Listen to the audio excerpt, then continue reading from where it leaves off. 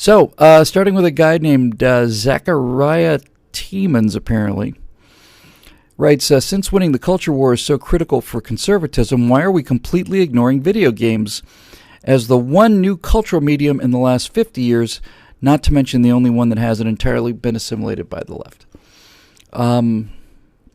Well, Zach, for the same reason we're ignoring everything else in the mass media, we don't understand it. We don't understand rhetoric. We don't understand art design. Don't understand any of it.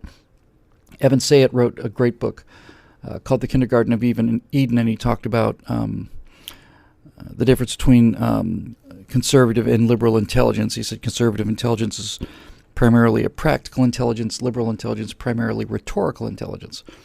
Rhetorical intelligence, in his view, was messaging intelligence, empathy, emotion, that kind of thing.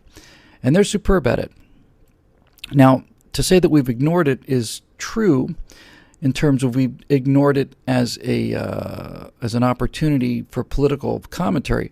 But I think the one thing that we can say about video games is, especially first-person shooters, is that, and we'll discuss this quite a bit through the night tonight, is that they're inherently conservative.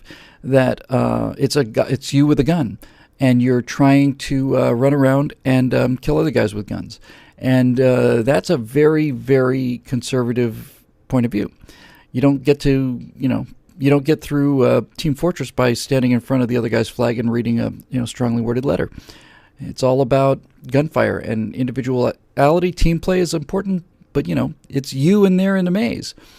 So one of the things we're going to come to a lot tonight is, I think, on some level, video games allow our selected people to be K-selected warriors vicariously, because a lot of people are really excellent at video games who would not be excellent out in the real world.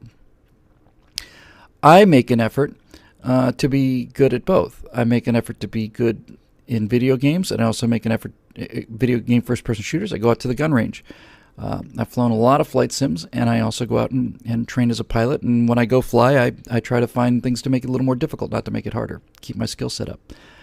So, but the fact is, there's something inherently conservative about video games, especially first-person shooters, especially the war recreation ones. I mean, these guys are not liberals that are chucking grenades over things, and you're not liberals if you're commanding, armies, and you're not liberal if you're not doing any of these things. So, with a lot of questions left to go, I think that on some level we don't get into it because we don't really need to. We certainly don't get into it because we don't understand to. The left, I think, is more terrified of video games than we are because of the reasons I just mentioned, right? They just fear the idea of guns, kids liking guns, being in a situation where you've got a little gun and wanting a bigger gun. I know in Doom, having the BFG 9000, and for those of you who may be not familiar with video games, the BFG 5000, in BFG 5000, the B stands for big and the G stands for gun.